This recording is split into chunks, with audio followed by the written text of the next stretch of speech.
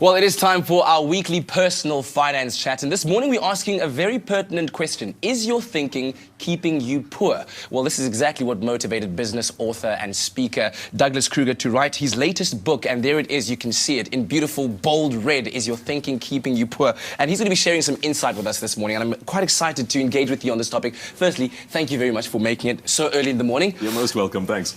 So what have you found to be the answers to this question? Is your thinking keeping you poor? Well, that key word thinking, that really is everything. When you study the lives of multi-millionaires and self-made multi-billionaires, you often find that these are men and women who have gone bankrupt and bounced back again multiple times. Okay. And the fascinating part for us is when they were bankrupt, they didn't think of themselves as poor. They thought of themselves as wealthy individuals who temporarily didn't have any money. So the thinking really is everything. Oh, right. And so why did you decide to write this book right now? Well, this particular one is really, it's the culmination of two things. The one is it's a desire to help a country that really has a lot of potential, but somehow doesn't seem to be making it on the wealth stakes. It really is ridiculous in a sense that we have people like Elon Musk from South Africa who are now really exploring space and trying to make us an interstellar species at the same time as we have people who are struggling to feed their families. There's something tragic and something wrong about that. And perhaps the second reason is really this is a book that I wish someone had given to me earlier on. Yeah. And you focused on 50 ways in which you can change your thinking regarding wealth, regarding poverty, regarding where you are in life. Why 50 ways? It didn't have anything to do with 50 Shades, did it? No, it didn't. The other one is 50 ways to position yourself, so I don't know if there's a link there. The 50 ways, there's two reasons for that. The one is that all the other books have 50 ways, so I decided I'd do it again. Just carry on with that trend. Yes. But the second reason, and perhaps this is the more important one, is that in my own research on wealth and prosperity literature, I found that there really is one problem across the board, and that is that the books tend to be a single solution proposal. Okay. In other words, they will be about how to save your way to wealth, which interestingly is actually not a good idea. Or they might be about how to sell property in order to become wealthy, or perhaps something like investing. And if that single solution doesn't work in your scenario, that's it, you've actually wasted money on the book. So across 50 different philosophies, what I've tried to do is aim on people with the tools that they need, and as many of the tools as they need as humanly possible. I'm going to challenge you a little bit on that later on, the saving to wealth thing not being the way of doing it. But Please do. Ideally, who do you think should be reading this book? Well, this is designed for three different demographics. The first and most obvious one is the person coming out of high school or perhaps studying in varsity and wondering what to do with their lives. This is the book that I wish I'd had at that point in my life, because you are on this career trajectory and it is incredibly easy to make mistakes in terms of how you push your life forward and the paths that you take. And very simple adjustments early on can make a massive difference to where you go. So that's the first demographic. The second one is parents. Okay. I'd love to have more South African parents talking openly about money. True. You know, we still have the sense of sort of shame around money. It's okay to talk about work, and it's noble to talk about work around the dinner table, but not money. Okay. And I think the opposite should apply. I think when kids are saying, you know, how do we earn, how do we get out of poverty, how do we become rich? It's pull up a chair, let's And very discuss lastly, it. who else? And the last demographic is business owners. There we go. All right. So all three of those demographics should be reading this book. But I want to get into this question that, you know, saving is not your way to getting to wealth. We'll talk about that with Douglas Kruger in a moment. Graham, right now, over to you. Absolutely, sir. What's not a laughing matter right now is what we're talking about. We're talking about personal finance. In fact, the question that we're asking is your thinking keeping you poor? And this is the title of the book by professional business author and speaker Douglas Kruger, who joins us to tell us more about his book and also share some insights. And earlier on in our conversation, he said that saving is not the way of getting yourself to be wealthier. Am I saying it correctly? Absolutely, and it sounds like a controversial thing to say. It is, because I mean, we've got National Savings Month in South Africa, and we encouraging young people to save. So how on earth could you say something like that? Okay, so the key to this one is that saving is what I call a yes, but. And there are a couple of yes buts when it comes to wealth creation. And really, I think we need to get the full picture. We're giving people very simple and even simplistic answers that are not necessarily all the info they need. Give us the picture. We want the picture, Douglas. Two quick examples. Saving. It's a yes, but. We should save, but wealthy people don't become rich by saving. In almost all cases, when you study self-made millionaires, they have become wealthy in one radical act of money generation, and then they save after the fact. There's a wonderful quote by one of the authors on wealth who says, saving is wheelchair wealth. It will work by the time you're 60 or 70. Oh, wow. It's a good idea, but it will not in and of itself make you rich. The second good example of that one is education.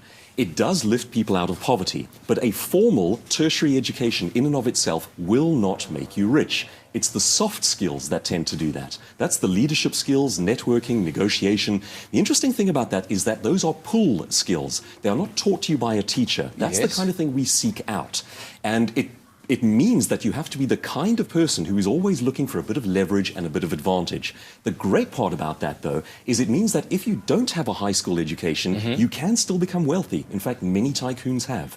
And how exactly do you begin that if saving is not the basis of it all? Well, it's about raising the value of the thing that you do. And one of the ideas that I discuss in the book is I say the problem is equating the number of hours you work to the amount of wealth that you earn. That's actually a trap. When we're taught to work for a set number of hours for a set number of coins, it actually leads us in the wrong direction. When you can raise the value of what you do within an hour, you're actually going in the right direction. You can't increase your hours, but you can increase your value. The value. So that's down to things like how do you raise your value as a human being? And if you can't get a matric education, you can still do something like, say, joining a Toastmasters public speaking club and learn how to present yourself well, how to dress well, how to be a leader. And it's those skills that tend to make more of a difference when you study the lives of wealthy people. One of the lines that kind of knocked me back when I read it first up in your book, you say that being rich isn't normal. Yes. What do you mean by that? Well, the very word itself means that there is something unusual. You are above and beyond the rest of the people around you. Now, our stats in South Africa in terms of poverty and people who are living below the breadline are honestly depressing. And we really do need to do something about that. But the key to that one in terms of thinking is that the answers for coming out of that level of suffering and difficulty are not to be found where those people are living. I'll give you a horrible example of this one. If I had to take a billionaire and transplant him into your life, do you think he could get back to where he was, knowing what he knows? Of course. And I would say the answer is yes. Yeah. The thing is, he knows something or she knows something that we don't at our level. Now, the same applies for people living in poverty. They know that they are living in the scenario, but they don't know what the answers are for getting out. And I think we need to be teaching that at schools, teaching that in our families. Or we'll be unlocking some of that wealth knowledge locked up in Douglas's mind in a short while. So stay tuned for that and more. There's, in fact, lots coming up on your Feel Good Breakfast Show. It's my Feel Good Breakfast Show. A very warm welcome back to your Feel Good Breakfast Show, Espresso on SABC 3. Ritisale Douglas Kruger, who is a business author and speaker. And we're talking about what your mindset can contribute towards your financial prosperity. And Douglas, you were saying earlier on that these are principles that you teach, that you talk about in this book, that are applicable to everyone across the board, right? But what I'm thinking right now is if I'm, let's say, an 18-year-old dude at home, I've just finished school last year, I don't know what to do, I'm not going to varsity or anything. This is me right now. I want to get to where you're thinking. How do I bridge that gap? What are the first things I need to start doing to think myself wealthy, if that's Great the way stuff. of thinking? Well, the two pillars that your life is built on from that point onward are fairly obvious, but there are specific things we need to know about it. It is the education and it's entrepreneurship. Now, entrepreneurship is a big one. Every survey that's ever done about how to lift people out of poverty includes a strong focus on owning your business, starting small businesses, small companies, things like that. Now, the stats show that in South Africa, uniquely for sub-Saharan Africa, we don't believe in it. Over 65% of our youth think that entrepreneurship is too hard and not worth it. So that's a bit of a bad start. It is hard. It is hard. There's no doubt about it. We need to shift our thinking. Now, here's one way to shift our thinking. When we think of owning a business, which really is the way to become more wealthy and to lift yourself up, we think of a massive corporate company or a mining conglomerate. It's too big, it's too technical, and it becomes undoable. But now, when you think about some of the people who have owned their own businesses and become incredibly wealthy over time, some examples are very simple. Charles Schulz, the guy who drew the comic strip Peanuts, is the third highest posthumous earner after Elvis and Michael Jackson. Wow. He worked for an hour every day drawing a 3-panel comic strip. And it's the value of the thing that he did, not how hard he worked. So I think of him as the ultimate escape from that ratio of hours worked to coins earned. But when we think of owning a business, as a speaker, I own a business. I don't have to lead other people. I don't have a building. I don't have a factory. It's just the thing that I do with a skill. And Charles Schulz has a simple skill, or had a simple skill, that made him a multi-billionaire over time. So owning a business doesn't have to be vast and intimidating. It can be incredibly profitable while still being very simple. Wow. Okay. Let's talk about education. We live in a country where a lot of people cannot afford tertiary education. How do you bridge that gap? Because it is a certain advantage from the haves and the have-nots. When you study how talent works, mentoring is a very big part of that, and mentoring can happen for free. Now, from the perspective of a person trying to escape from poverty, I would give some very simple advice, and it's very powerful. You do have to have a mentor and approach people who are where you want to be, but there's a right and a wrong way of doing it. Okay. The wrong way to do it is to call a person out of the blue and say, will you be my mentor? It's like walking up to a stranger on the street and saying, will you marry me? It's too much too soon. The right way of going about it is just to politely ask a person, say, this is where I am, I admire where you are, what's my next step? And you build a natural relationship rather than giving them this entire sense of obligation in one go. Just ask one question and then show them that you've done the thing they suggested. And then they will give you the next one.